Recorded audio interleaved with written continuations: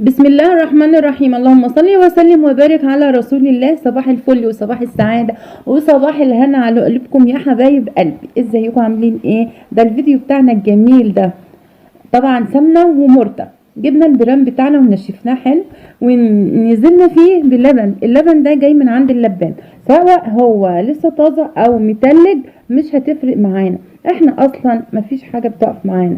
يعني طلعنا من ال2 كيلو اللبن زي ما انتوا شفتوا سمنة وقشطة وتحابيش بقى جبنة قريش وهيصة. يلا زي ما انتوا شفتوا كده انا حطيت اللبن في البرام بتاعي تمام كده، وانا هسيب له يعني ايه، هسيب فراغ شويه، مش هملاه للاخر خالص علشان ايه اعرف اتعامل مع البرام واقدر اشيله كده.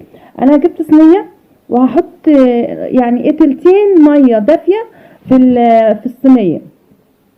اللبن ده المفروض ان انت بتحطيه في مكان يعني ما تحركيش فيه البرام علشان اللبن ما يتهزش ويطلع عليك جبنه قريش زي ما انتوا ايه هتشوفوها في الفيديو معايا. انا كده نزلت بالميه الدافيه تمام كده، وانا هغطيه بمصفى. المصفى ميزتها ان انت بتسيبي اللبن تديله فرصه ان هو ايه يتنفس تمام كده. انا مش بغطي بغطا، يعني كان ممكن اغطي بغطا البرام، لكن انا غطيت بالمصفى علشان تديله فرصه ان هو ايه. بس هو فعلا كان محتاج الحصيره، لكن انا جبت شاشه نضيفه ونزلت بيها اهو. شوفوا اللبن، شوفوا على فكره الميه اللي هي هتنزل من اللبن دي احنا مش هنرميها. الميه ديت انا عملت بيها بيتزا بس ما صورتهاش. يعني كل حاجه في اللبن دي ما بتترماش. احنا بنطلع منه جبنه قريش وبنطلع منه قشطه لو انت عايزه ماشي. القشطه دي انا عملتها زبده زي ما انتوا هتشوفوا معايا، وسيحتها وطلعت منها سمنه بلدي. يعني ما شاء الله ب2 كيلو لبن بس البيت كله والله ما شاء الله اتملى ريحه كده، ريحه زمان كده، وريحه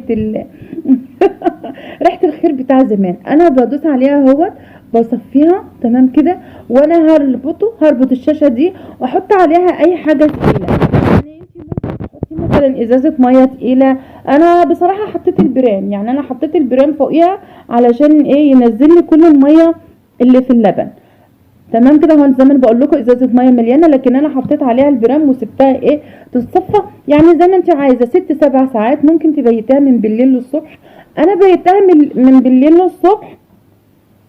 بس الجبنه القريش كلها كانت ناشفه معايا، يعني ما هياش اللي هي طريه وفيها صوص كده، لا هي كانت ناشفه لانها كل الميه اللي فيها نزلت اهي زي ما انتوا شايفين. شفتوا الجبنه القريش دي من 2 كيلو، يعني ده بتاع كيلو جبنه قريش. الكيلو ده بنجيبه ب25 جنيه. حلو الكلام.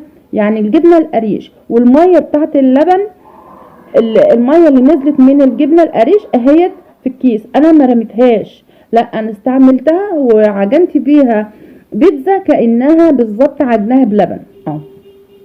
انا عينتها في الفريزر واستعملتها زي ما انا ايه قلت لكم. بس والله العظيم 2 كيلو جبنه ومالوا الدنيا خير زي ما بيقولوا. يعني ما شاء الله ما شاء الله ولا قوه الا بالله. لو 5 كيلو هيعملوا كميه محترمه معاكي تمام كده.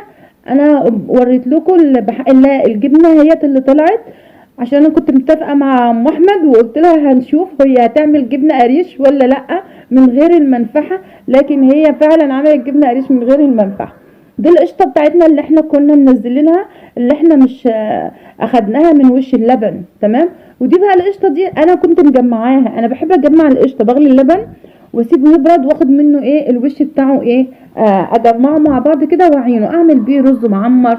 لكن النهارده بقى انا حطيته مع وش اللبن وهضربه وهحوله لزبده وهسيحها معاكم وشوفوا بقى الجمال بقى. شوفوا بجد بجد انا كنت سعيده جدا جدا وانا بعمل الفيديو ده.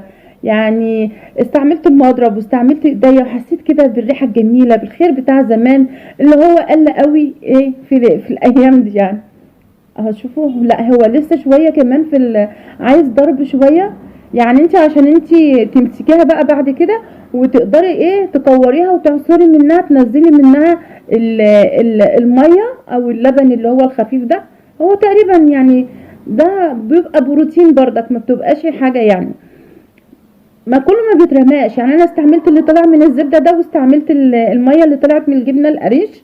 طبعا انا ما كنتش حاطه فيها ملح لان انا ما بحبهاش مالحه. انت عايزه ما تحطي فيها ملح ممكن يعني تاخدي بين ايديكي كده حاجه بسيطه وبتحطي تبع ايه احتياجك انت للملح، لكن انا ما حطيتلهاش ملح، انا ما بحبش الحاجه مالحه قوي.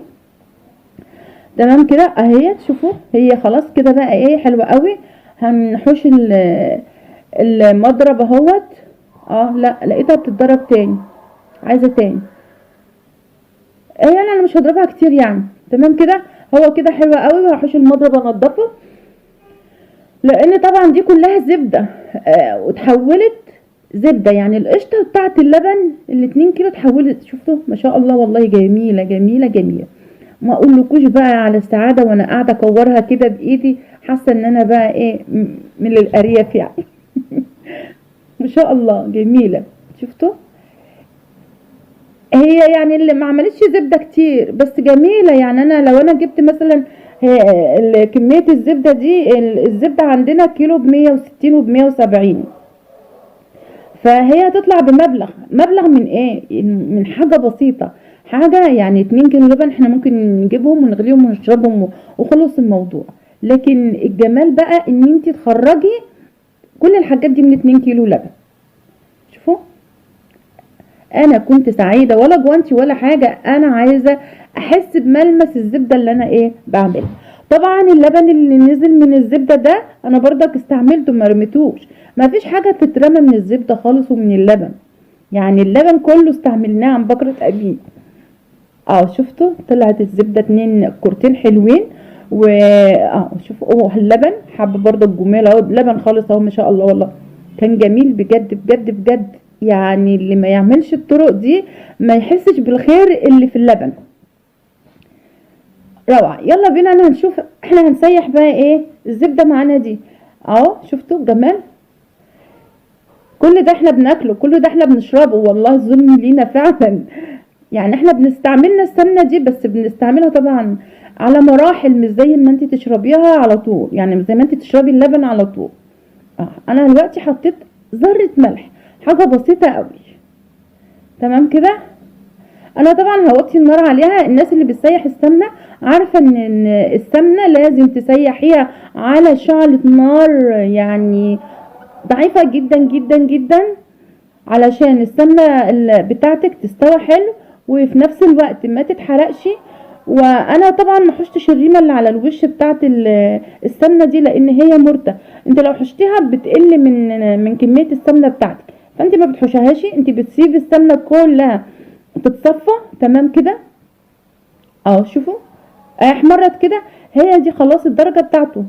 يعني هي السمنه كده استوت، الزبده استوت وبقت سمنه كده جميله قوي. شوفوا انا هصفيها في البرطمان، هي تقريبا يعني 3/4 البرطمان ده جميله قوي قوي قوي، يعني هي ممكن وصلت لربع كيلو او حاجه.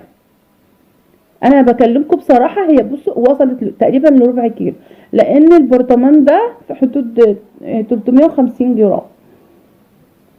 بس المهم ان انا طلعت بسمنه بلدي وطلعت بمرته وطلعت بجبنه قريش والتحابيش كمان. شفتوا التحابيش طبعا بقى الميه اللي طلعت وسوينا بيها دي، شفتوا بقى الجمال وشفتوا الحلاوه. يعني انا بقول لكل ست مصريه اعملي الخطوه دي، جميله جميله بصراحه. بصراحه الجبنه القريش كان طعمها تحفه وناشفه